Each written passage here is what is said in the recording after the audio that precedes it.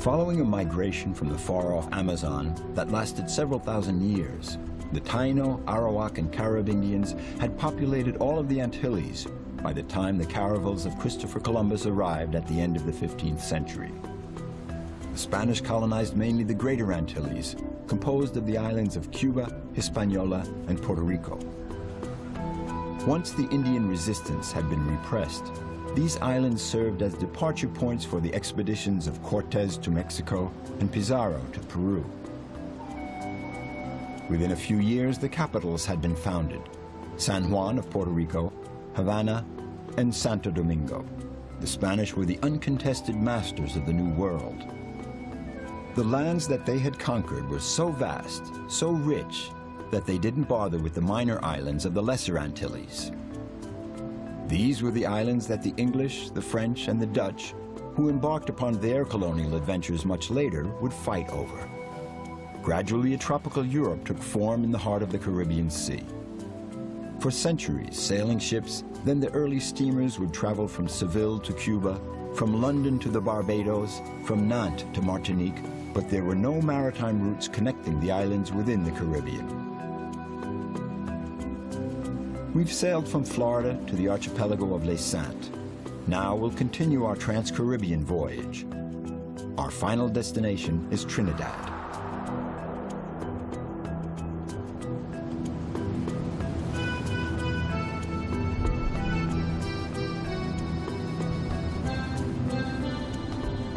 We're on board the Star Clipper, a four-master in the olden style.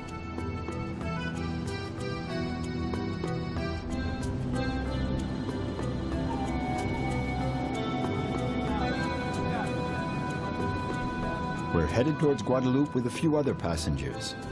We've got a fairly stiff wind and a choppy sea, but the vista is breathtaking.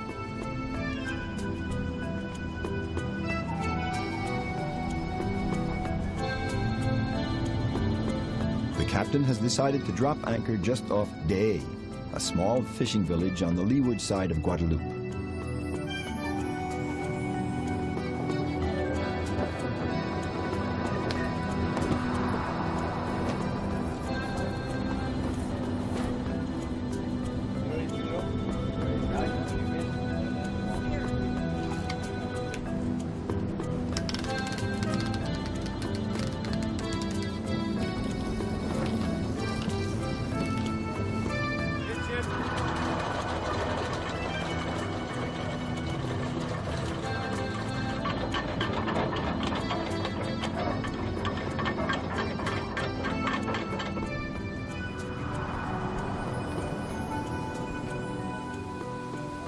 Far from the island's more touristy zones, Des has managed to keep a certain authenticity and a tranquil atmosphere.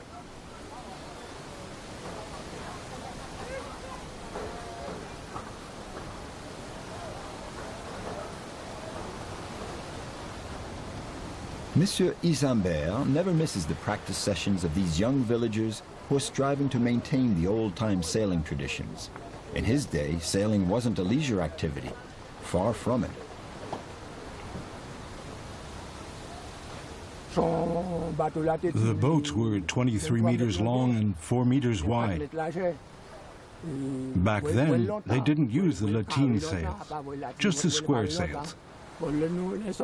They would transport coal and lumber and passengers from Basse-Terre and Des, and they would bring back merchandise to stock the shops.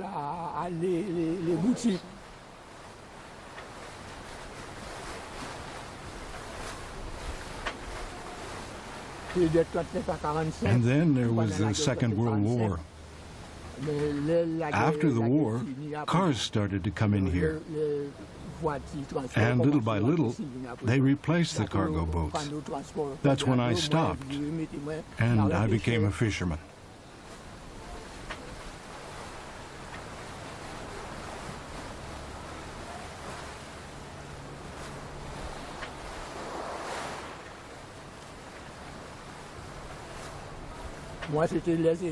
My boat was called Les Efforts. It was my father's boat. I started when I was 16. They took me on at 16. My father was captain and he took me on as a seaman.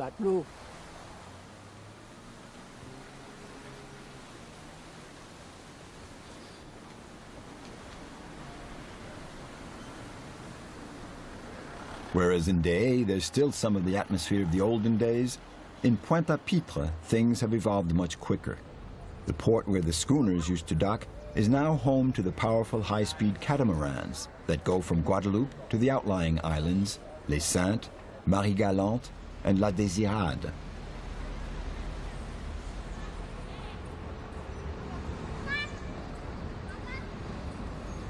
There are, however, still some pockets where the traditions hang on, like here in the market, a spot where the authentic Guadeloupean life abounds.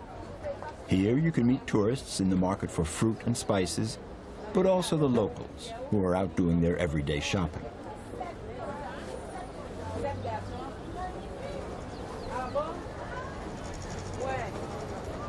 Mesdames, messieurs, mesdemoiselles, approchez de bonne affaire.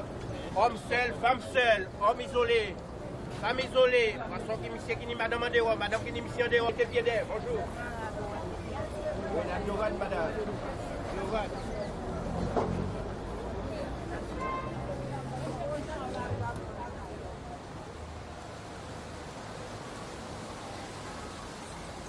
The cemetery in Morne-à-l'Eau, perched on a hillside with its tombs covered in black and white tiles, is another place where the memory of Guadeloupe lives on.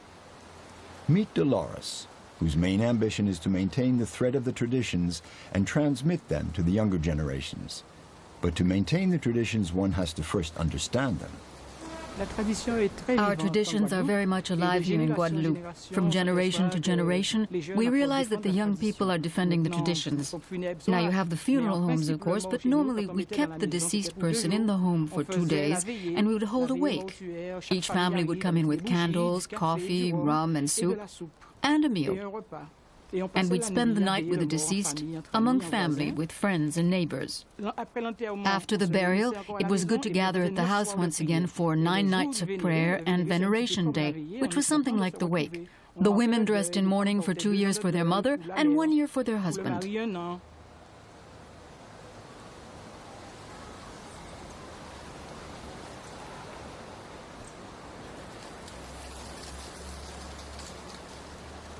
Even though the traditions express the diversity of the Caribbean islands, they've often evolved from the same sources: colonization and slavery.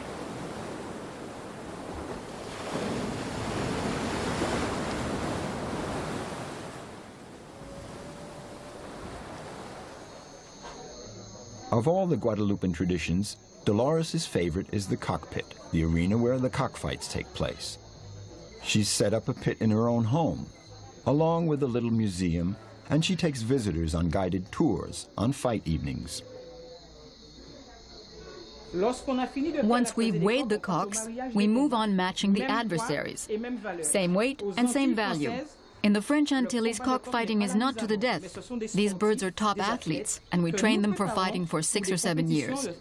They can live for up to 14 or 15 years.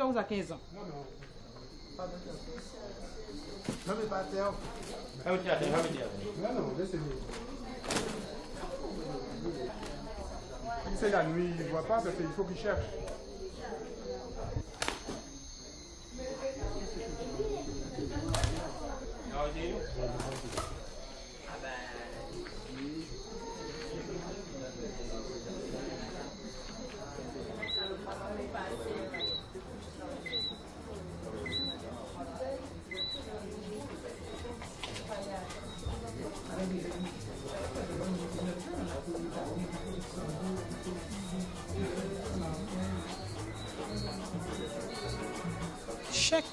Every island in the Caribbean has its own particularities. For example, the quadrille dance is totally different from one island to the next. Even here in Guadeloupe, there are differences. In Grande Terre, they dance the quadrille with a collar, but not in Basse Terre.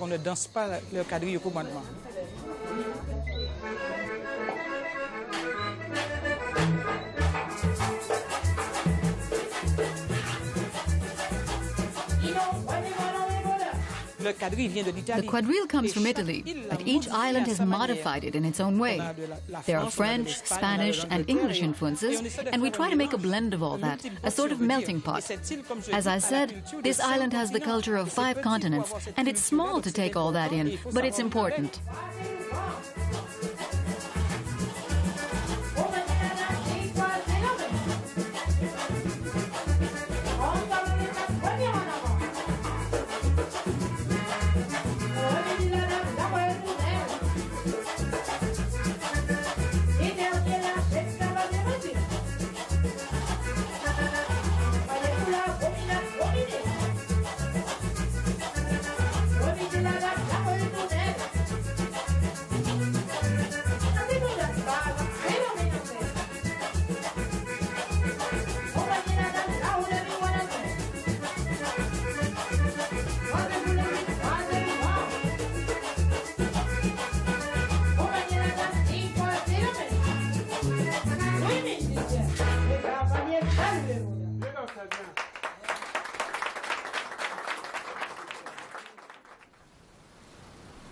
Looking at a political map of the Caribbean is enough to make you dizzy. There are so many very small independent countries. This mosaic had its practical side during World War II. What was the situation at the time? In 1940, the French, who refused defeat and the Vichy government, fled to London. Here, for the Guadeloupean patriots, London was the neighboring island of Dominica, then an English colony. Barthélemy Pinault was one of those men, one of the dissidents, as they were called then. It was here from the Capesterre beach in southern Guadeloupe that he left more than 60 years ago. For him, it seems like yesterday. Well, I was scared. But since I had to give the example, I said to myself, I'm the leader, I'll take them to Dominica. I said to them, listen, we're leaving for Dominica. We're leaving as dissidents. We were hiding here in this spot because there were informers. They'd go say, you know, there are some guys that are going to leave from Capesterre. And then we saw the boat coming in, and it landed. The skipper asked us if we had the money. I said yes, and I gave him the money. It was all there. We headed out for Dominica, and then, in the middle of the night, we were spotted by the searchlights of the patrol boat Jeanne. The skipper lowered the sail right away and he said, here, take this line. If they come up to you, you tell them we're fishing. It was foggy and we couldn't see very well because we used to navigate by sight. We eventually made it to St. Joseph, and that's where we landed. The police came and got us and took us off in the wagons to the police station at Roseau.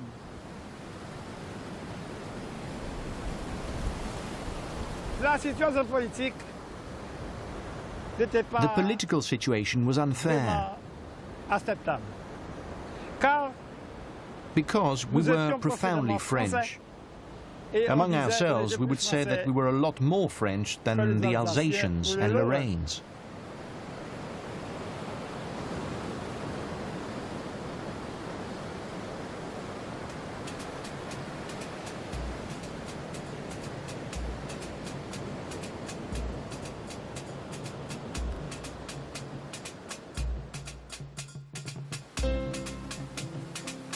Our voyage across the Caribbean now takes us to Martinique.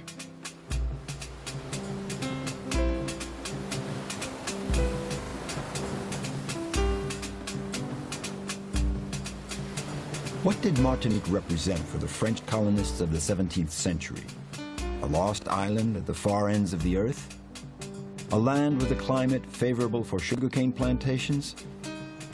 Whereas for the colonists, the sea symbolized the link that kept them in touch with France, for the African slaves, uprooted from their homeland, the sea had a completely different sense. The Caribbean has always been a closed sea. It's important to note that unlike the coastal dwellers of the Mediterranean, who enjoyed the freedom of their space, voyages, a form of escape, for the early colonists here, and of course for the slaves, the Caribbean Sea represented an enclosure, a boundary to prevent them from returning to their point of departure. There was also the separation between the different colonists, the Spanish, the English, the French, who were at war with each other. So in a way, everyone was hunkered down in their own island. And it's true that back then the people were mainly turned toward the land, meaning the plantations. Even today, you can notice that there are not an awful lot of maritime exchanges between the different islands of the Caribbean that, of course, have the same populations but have very different colonial pasts.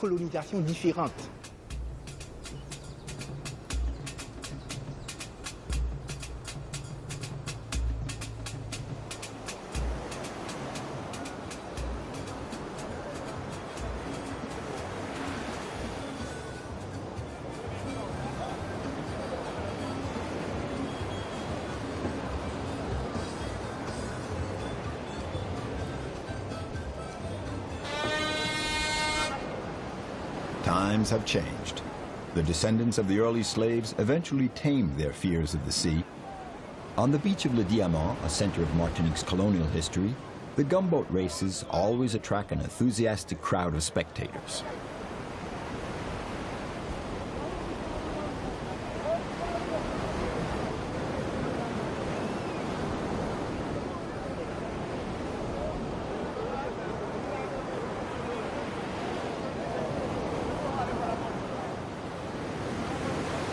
The sea, the pleasant climate, the music, the Creole language are all stereotypes used to depict Martinique.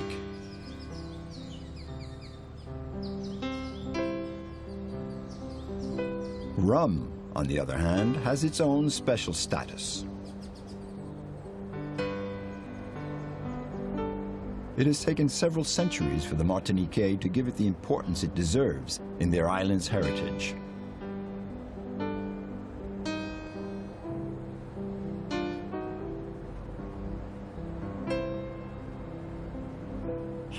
Each one has his own interpretation and his own history with rum, since rum was born from the confrontation between the Europeans and the Africans with the whole slavery-based system that we know. The Europeans have the image of the pirate, the privateer, the freebooter, the buccaneer of the open sea of the Caribbean. Whereas the Africans, the descendants of the slaves, rum evokes poorly paid work, suffering, despair. Depending on whether one is on the European side or the African side, it's not the same vision of this common history that is rum. It's only now, little by little, as people's minds are becoming decolonized, that we're beginning to accept what is truly a culture, a custom.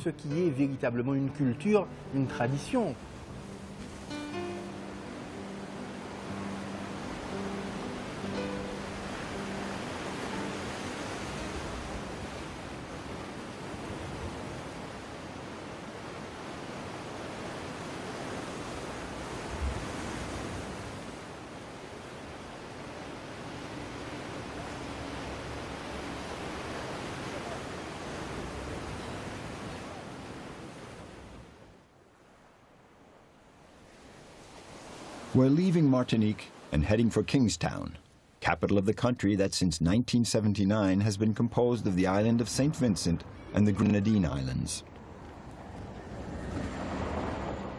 St. Vincent all by itself resumes the whole history of the Lesser Antilles. All the protagonists are there on the program. Christopher Columbus, who landed on the island in 1498 and gave it its name. The Carib Indians, who were there resisting colonization. The French and the English, who took turns occupying the island, and also the slaves brought over from Africa to work the sugarcane. We have to add the black Caribs to this list. They were runaway slaves who intermarried with the Indians and formed a new ethnic group. These black Caribs, also called Garifuna, held out for a long time against the English before being conquered in 1796 and deported to the Honduras.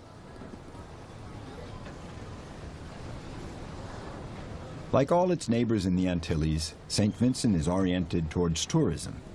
In the last few years, this gateway to the Grenadine Islands has become a favorite destination for pleasure boating. At the Blue Lagoon Marina, on the southern end of the island, we board a sailboat to pursue our route across the Caribbean. Dexter is our skipper. He'll be taking us further south to the island of Cariaco, where another boat is waiting for us. But for now, our course is in the direction of Bequia.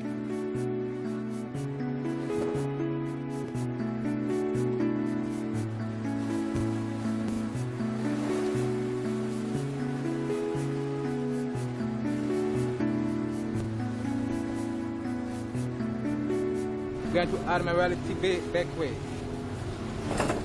8 miles from here. And it's the home of sailors and whalers.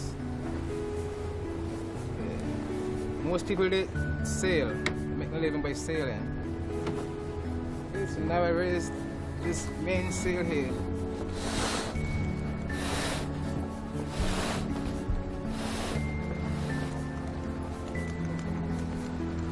So now we have the main up, we're gonna do sailing down Bequia. Sailing time is 1 hour.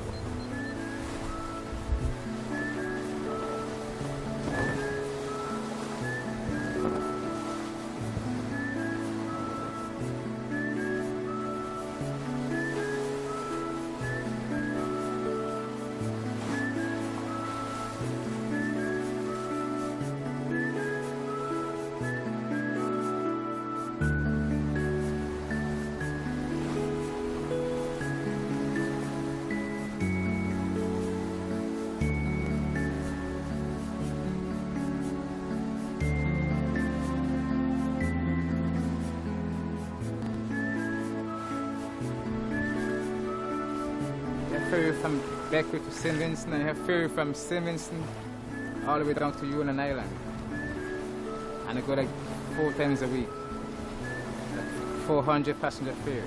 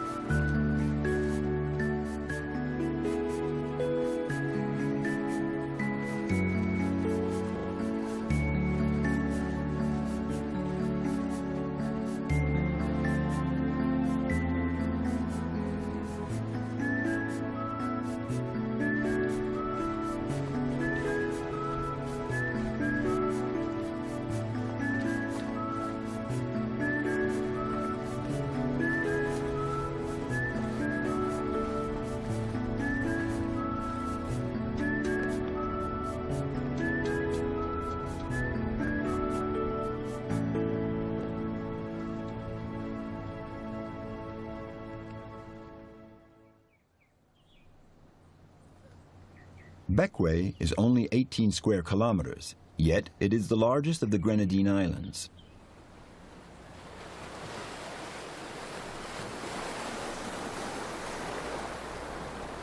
Its population is the result of a curious mixture of the African slaves and former colonists of Scottish origin, and then later in the 19th century, American whalers from New Bedford. It was they who began the island's whaling tradition.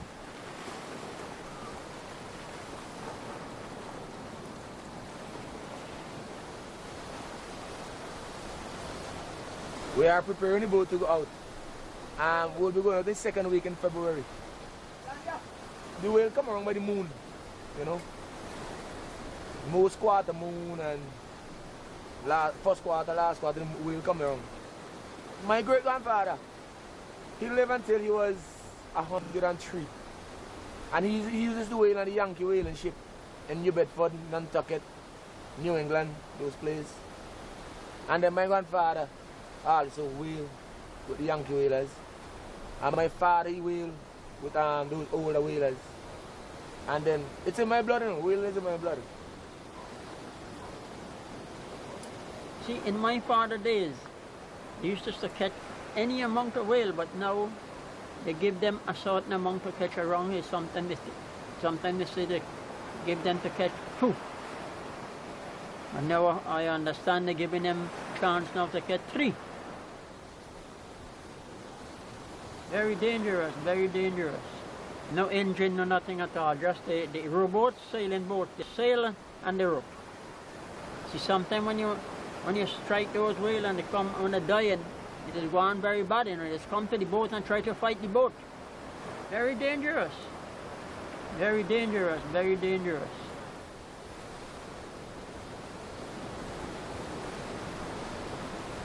You see, anytime we get close to a whale, to harpoon it, I just feel good. Because I know there will be food for everybody, and there will be medicine for everybody, and the expectation will be really high. Because when we harpoon a whale, you know, the whole country just go crazy. It's a carnival thing, you know. Because everybody, they want the whale meat so much. They want the oil so much. The bones, we take them to make seats and so on. The only thing that is waste on the whale is the intestine.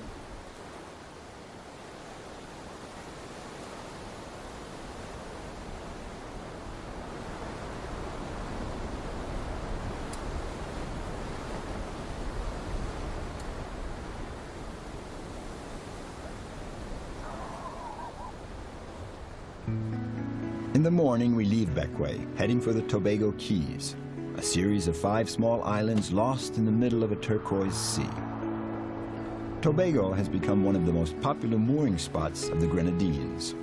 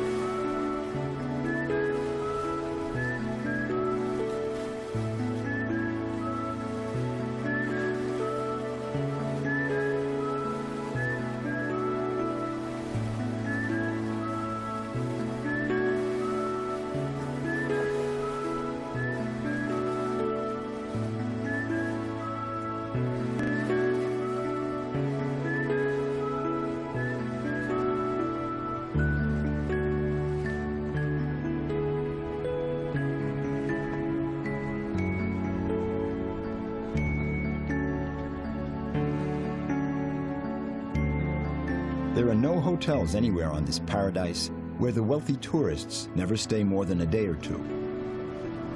So then what do the islanders live on?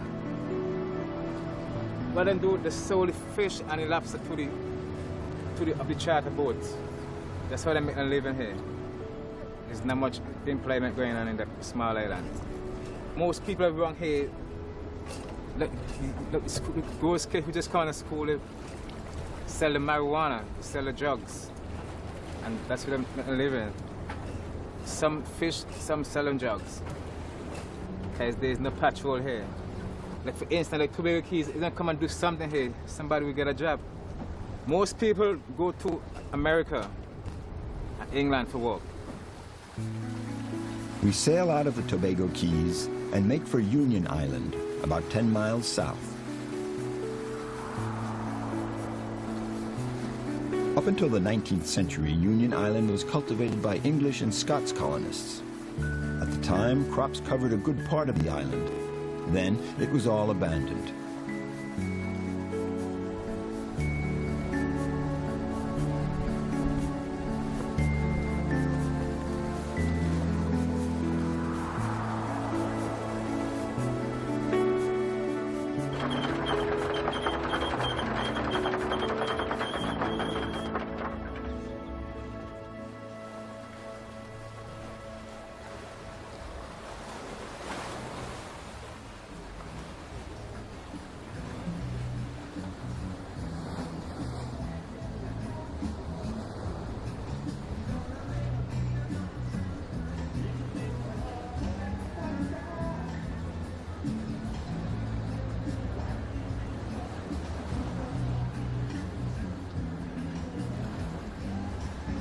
In spite of appearances, Union Island's economy, like the rest of the Grenadines, is based on tourism. Tourism and fishing.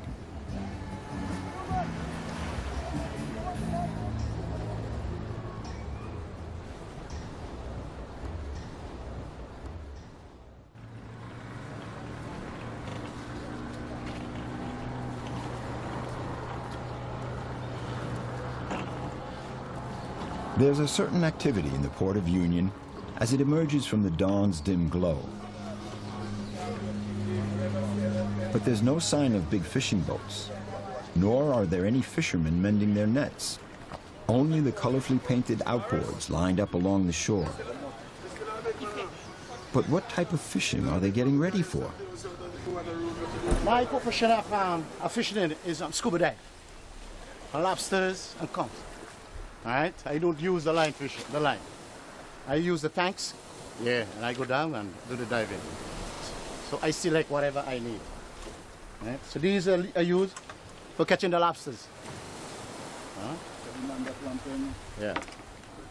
But for the past year or so, since we have the weather, the hurricane, yeah, we have a slight problem.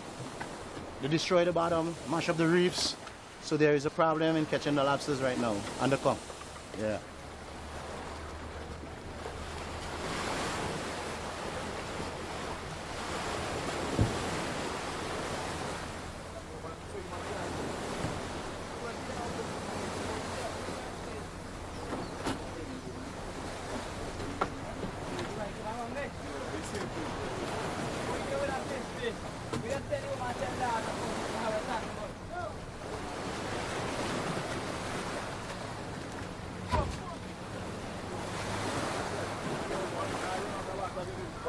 With the Royal Caribbean, I went out, you know, doing pool attendant. Yeah, but then since I went out there, the money was too small.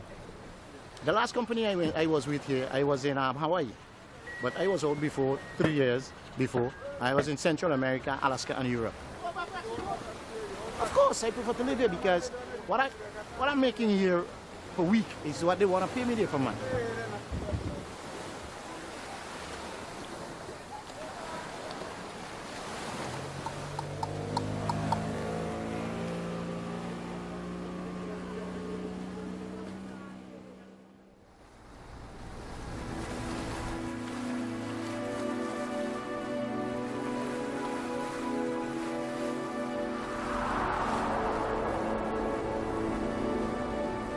We've sighted Carriacou.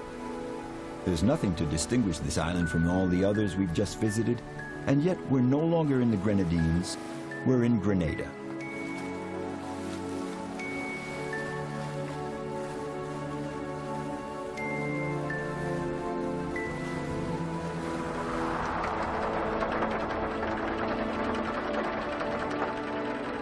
It's time to say goodbye to Dexter and his catamaran. At the end of a jetty, another boat is awaiting us. L'Adélaïde, a wooden schooner that does a cargo run twice a week between Carriacou and St. George's, the capital of Grenada.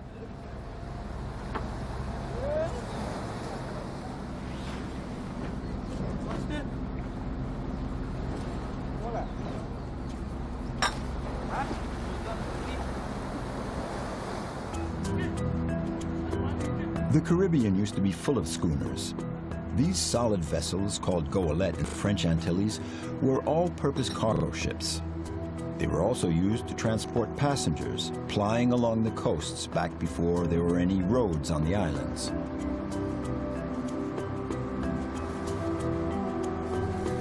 L'Adélaïde is probably one of the last schooners still in service in the Caribbean.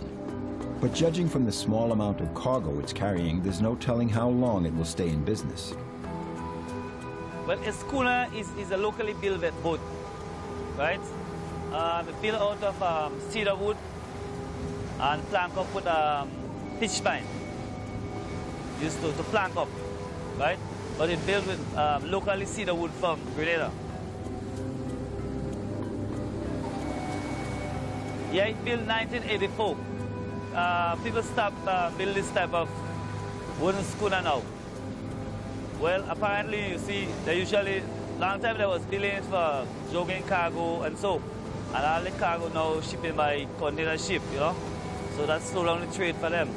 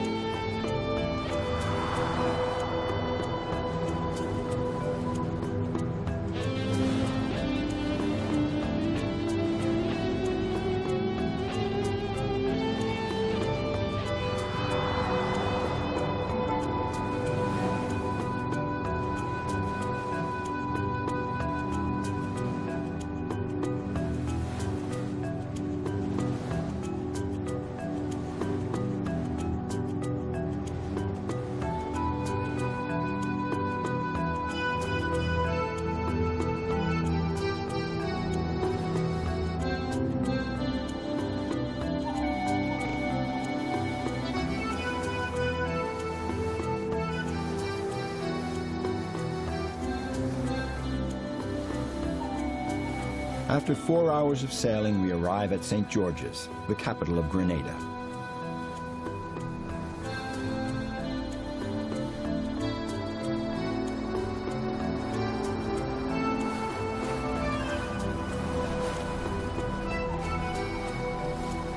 L'Adélaïde slows down to enter the port of Carénage.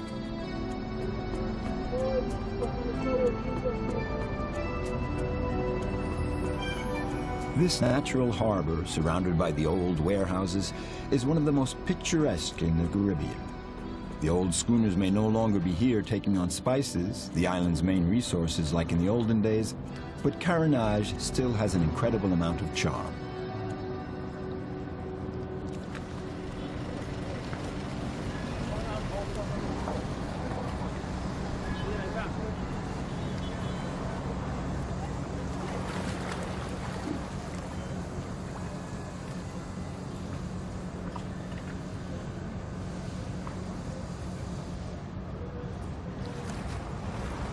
It goes way back in 1939 when it was first built.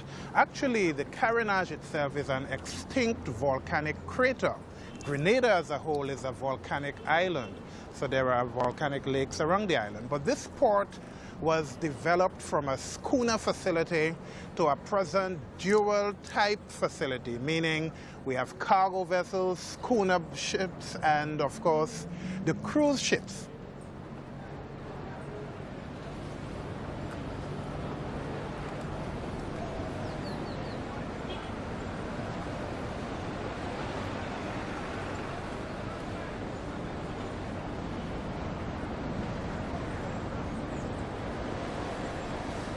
Up until quite recently, the port was bustling with activity. Schooners, freighters, ferries, and even cruise ships. But faced with the size and number of cruise ships seeking to dock at St. George's, the authorities had to build a full-fledged cruise ship terminal. And we've seen that evolution here at Port St. George as we've moved from a situation where we concentrated on simply trading fruits and vegetables between Grenada and the other islands of the Caribbean to the point where we have ships now coming out of Miami, coming out of Europe.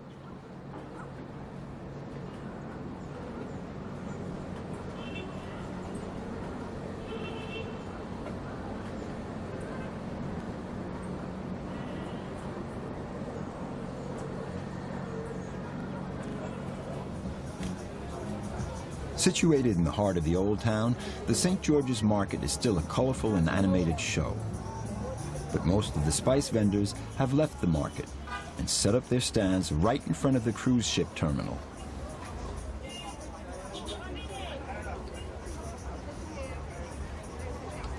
After the abolition of slavery, many plantations went into decline. The estates were cut up, and the smaller landowners started raising new crops. That's how Grenada became the Spice Island.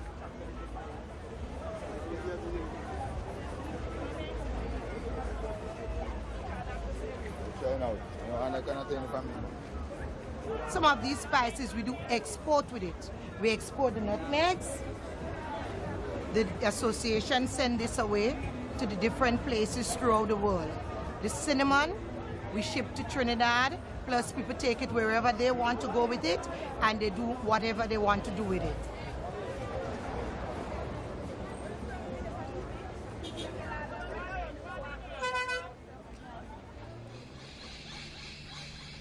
The beauty of Grenada. It's not only its beach-lined shores fringed with coconut trees, there is also the interior. Grenada is of volcanic origin, and its center is covered with an incredibly diverse tropical forest.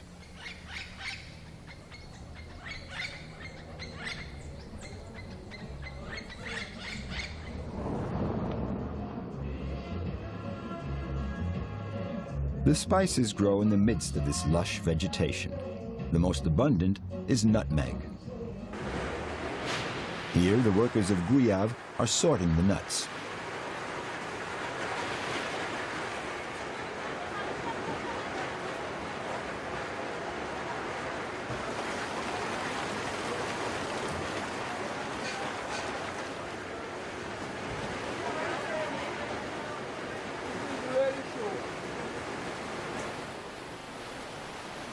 But Guyave is above all a fishing village, a small provincial town without any particular charm, but infused, if not with happiness, then certainly with tranquility.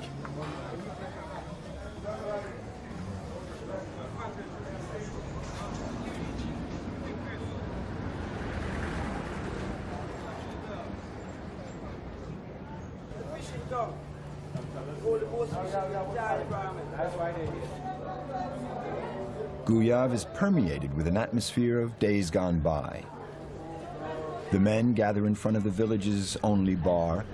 The television is on, but they're not really watching it. The children are playing on the beach. But in spite of this apparent tranquility, their life is difficult. Do fishing for our living.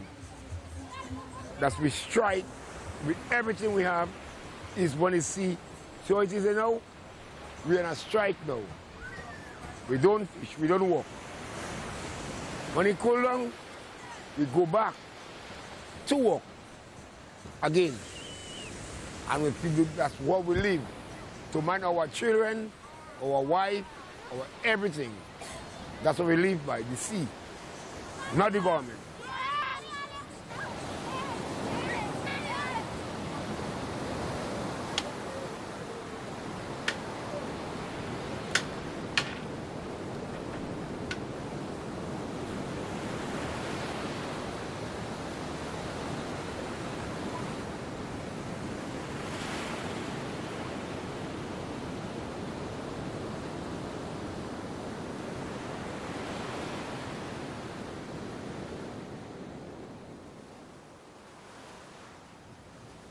After 4 weeks of sailing through the Caribbean, we've arrived in Trinidad, a stone's throw from South America.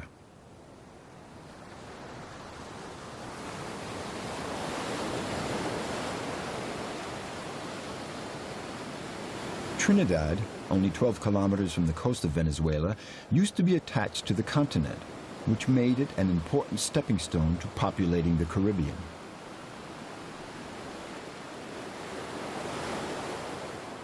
We think that the first people to live in Trinidad came maybe about 8,000 to 10,000 years ago. And certainly they came from the large area in South America between the rivers Amazon and Orinoco, that huge area which is now made up of 5 or 6 different nations in Latin America. So as waves of migrants came from that area of northern South America, they used the islands as stepping stones. They were good seafarers, but they didn't have the technology for long distance ocean voyages. So they basically hopped from island to island.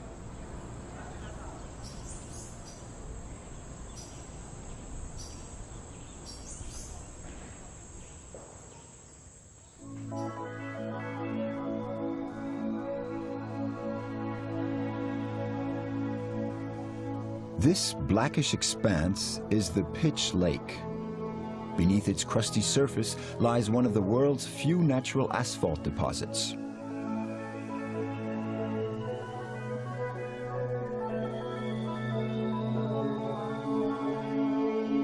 It probably would have remained unknown for a long time if it hadn't been for a famous English pirate who landed here at the end of the 16th century.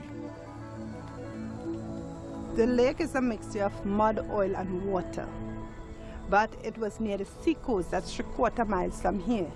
That is where the Amerindians had settled. But they knew it was there long before Sir Walter Raleigh came. So Sir Walter Raleigh rediscovered it when he was going to El Dorado in search of gold. So the Amerindians had helped Sir Walter Raleigh to caulk his ship, and that is when they used it in caulking Sir Walter Raleigh's ship in the year 1595.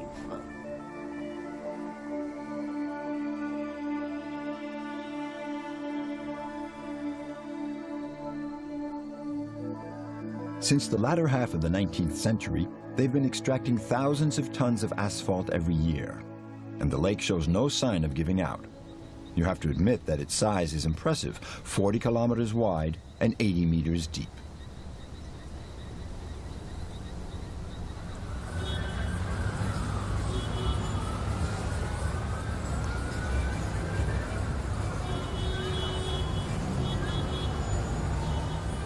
Trinidad and the other Caribbean islands share the same turbulent history, dotted with wars between the French, the English, and the Spanish. However, what makes Trinidad different from its neighbors is its population mix. A stroll through the streets of Port of Spain, the island's bustling capital, and this difference becomes obvious.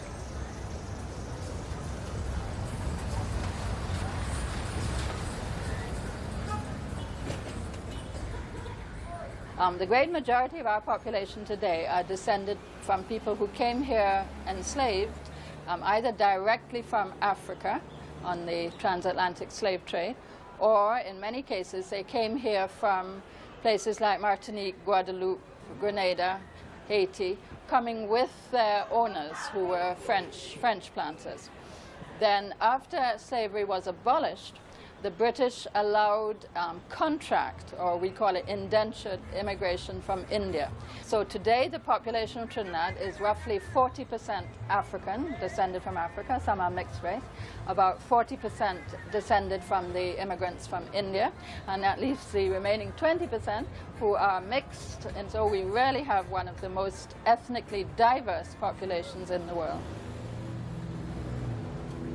There's another feature that distinguishes Trinidad from the rest of the Antilles. It doesn't need tourism to live.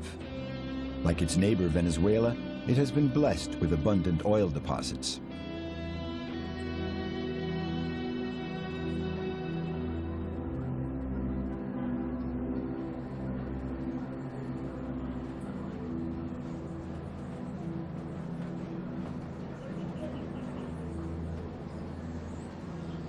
Yet what Trinidad does have in common with the rest of the Caribbean is music. There's calypso and soca. But Trinidad is above all where, at the beginning of the 20th century, the steel bands were born.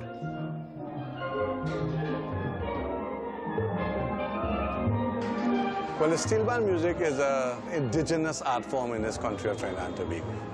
The music was born here in Trinidad and Tobago, and mainly from the Trinidad African man. Notwithstanding that he had some assistance from a couple of East Indian guys in the 1930s. The instrument actually was made from the steel drum, which were used to bring oil in the country. So we call them oil drums. They use that for the oil, the petrochemical people and so on. But all the various music in the Caribbean, we have East Indian music, which came from the Indians who came as indentured laborers, and they brought their culture and their music. And that is still there, present in Trinidad and in Guyana, because Guyana is also a place where there's a lot of East Indians. And the other music, African music, we have African drumming and so on like that, you know. And we love each other's music.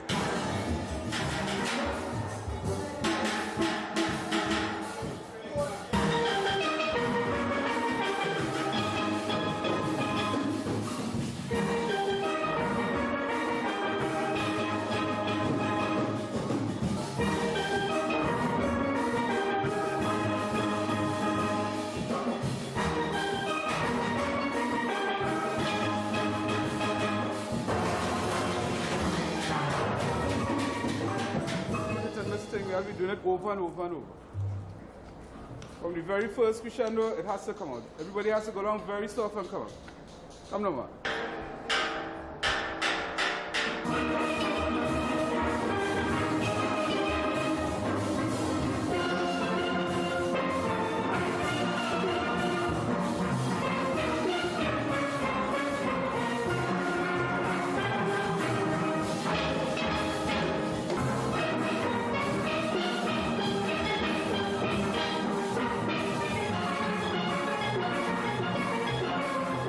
Have the tenor pan, which is a voice. He's a singer. He represents the singer. Then we have the double seconds, which represents the alto. Pans, which will represent the bass guitars.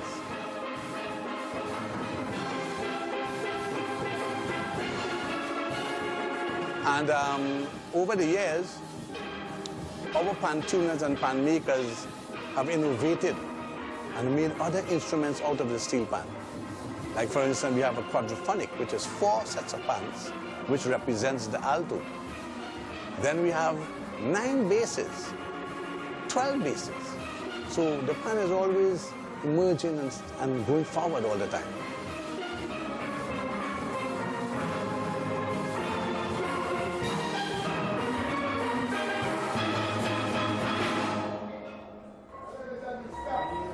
How football is like a religion in Brazil, the steel pan is like a religion in Trinidad and Tobago.